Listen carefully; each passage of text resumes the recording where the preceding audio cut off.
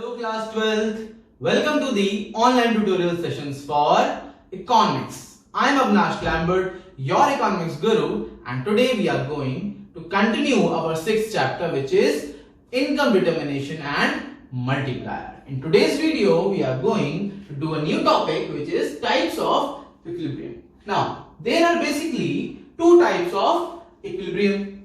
Basically, if we talk about theoretically, there are three. But if we talk about practically, then there are only two, and you have to learn only two because third one is not so important for you all. Now, types of equilibrium. First one is full employment equilibrium. I already told you what is full employment. Full employment means there is zero involuntary unemployment. Means all those people who want to work and are capable to work and does want to work at the existing price rate, they get the job. In that case, each and every person is employed. Those people who want to work. So there is zero involuntary unemployment. So if that is the situation, then that is known as full employment. Now what is full employment equilibrium? Now when equilibrium between AD and AS takes place at full employment level, then that is known as full employment equilibrium. What was that? Let's understand. Now suppose there is a point F. Suppose at this point F shows that there is a full employment on this point. Means if we are going to produce OF level of output, if we are going to produce OF level of output, then there will be full employment. If I am going to produce OF level of output, it means all those people in our country who wants to work gets the work. Fine. And the equilibrium between AD and AS is also there. Now you know that there is a 45-degree line which is known as AS curve. Fine. AS curve. Now the equilibrium which is being made is at the point F. That is, the equilibrium will be there at point F, means just below the equilibrium. So if the equilibrium between AD and AS takes place at full employment level, then that is known as full employment equilibrium. It's that easy. It could be asked in 1 mark or 3 marks. There could be 3 things can be asked. So you have to mention it that when equilibrium between AD and AS is there, takes place at full employment level, OF level, and the equilibrium takes place at point F, that is E, then that is known as full employment equilibrium. Now what is underemployment equilibrium? The second type. Underemployment equilibrium means when equilibrium between AD and AS takes place before the full employment level. Before. Suppose this is the point F. At point F, there is full employment. Means in our country, if we are going to produce OF level of output also you have to write. Output, fine. If we are going to produce OF level of output, then it means in our economy, all the people who want to work, who wants to work, will get the work. So they are employed. So there is zero involuntary unemployment. So if we are going to produce OF level of production output, there will be full employment. But the equilibrium between, suppose this is AS curve, and the aggregate demand curve lies at point E. Now, if we check the employment level, then it is lying before the full employment level. It means if in our economy we are going to have the equilibrium, then that point will give the underemployment. It means all those people who wants to work at the existing price wage, then they are not, all of them are not getting the work. It means the full employment level is not being achieved. Therefore, it is known as underemployment equilibrium. Point F, at point F is the point where there will be full employment, but the equilibrium is achieved before the point F. It means all those people are not employed. There are few left which wants to work but they don't get the work. So at point B the equilibrium is being made. Therefore, this will be known as underemployment equilibrium. I hope you have understood that. Fine. You have to mention it also. This is full employment equilibrium. Full employment equilibrium. Write it down. And this will be underemployment equilibrium. Write it in the full form. Fine. Now you need few numericals to do. You need some numerical practice. You have done a lot. Now you need to do some numericals. Now for numericals you need to learn few things. First thing is there is a summary of few numericals or few formulas which you need to know. Now at equilibrium level, when there is equilibrium in our economy, it is y is equal to c plus I. Y means as and c plus I means ad. Ad is equal to as. That is being written like this way. Fine. We call it, write it. Ad is equal to as. Because ad is equal to as. Fine. And we know that the formula of consumption function is c bar plus what is b? B is MPC into y means income. So this is the formula of consumption function. So we can write it as y is equal to, put up the value of c here, that is c bar plus MPC into y plus I. So this can be written in the numericals. Fine. Now there is one more. At equilibrium level, we can also say that I is equal to S, because C plus I plus C plus S. C and C you have to cancel it. There will be I is equal to S. Now we also know that the saving function, the formula of saving function is minus autonomous consumption plus 1 minus B means MPS into income. So instead of I, in the value of I, because I is equal to S, you can write it the same formula, but that will be for the investment. Minus C bar plus 1 minus B into Y. So this will be your other formula.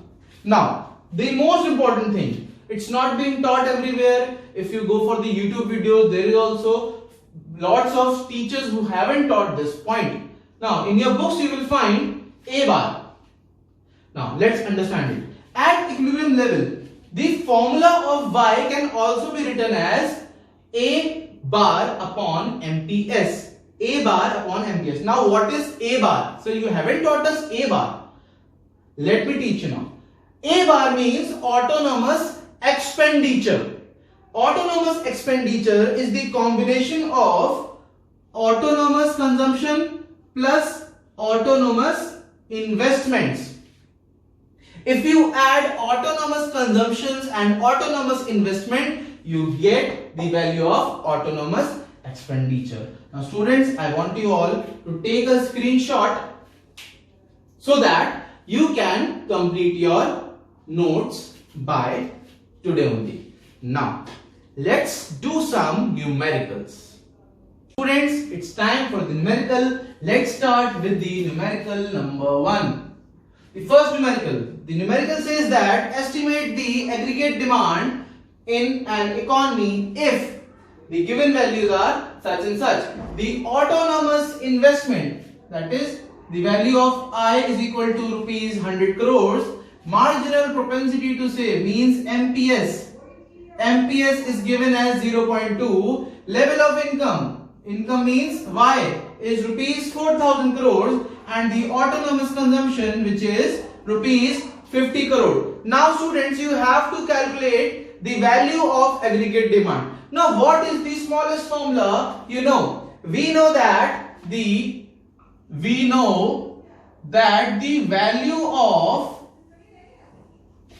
of aggregate demand is equal to C plus I. Don't you remember this formula? AD is equal to C plus I. Now the value of C, Because you know that, we also know that the value of C is equal to C bar plus BY. You know that formula also. Now, if you put this value in the formula of AD, you can write it as AD is equal to C bar plus BY. You can write it like that only. Now, you need the value of B, which is MPC. You know that MPC is equal to B and MPS is equal to 1 minus B. Now here the value of MPS is given. The value of MPS is given. It means MPS is equal to 0.2. Now you need to calculate the value of MPC, because you know the formula, that is MPC plus MPS is equal to 1, and you know the value of MPS is equal to 0.2. Now you can have the value of MPC is equal to 1 minus MPS, that is 1 minus 0.2, that is the value of MPC is equal to 0.8. Can you do that? Yes. MPC's value is 0.8. C bar is already given here, that is 50 crores. B, value of B, that is MPC 0.8. Value of Y is already given, which is 4000 crores. So let's put down the values, that is AD is equal to C bar. What is the value of C bar? It is 50 crores plus the value of B is 0.8 multiplied by the value of Y, which is 4000 crores. Now calculated AD is equal to 50 plus, and by the way you have missed the value of I, and what is the value of I? What is the value of I? You have missed the value, that is C is equal to C bar plus BY. C is equal to B plus, you have to mention this I also, right? And the value of investment is rupees 100. Now you have to calculate the value of AD, which is 50 plus 100, that is 150, plus 0.8 into 4000, that is 3200. Now the value of AD will be 3350 crore rupees. This will be your answer. That is your answer. 3350 crore rupees. That is your answer. Take a screenshot, note it down in your copies. Note it down. Students, it's time for the numerical number 2. Now, the question says that the break-even level of income for an economy is given to be rupees 10,000 crores. Means that break-even level means where consumption is equal to the income. Remember that? So if it's written that if the income is rupees 10,000 crores, it means the value of consumption is also 10,000 crores. Fine. Now, if economy saves 20% of additional income, we are talking about MPS. Now, as 20% of the additional income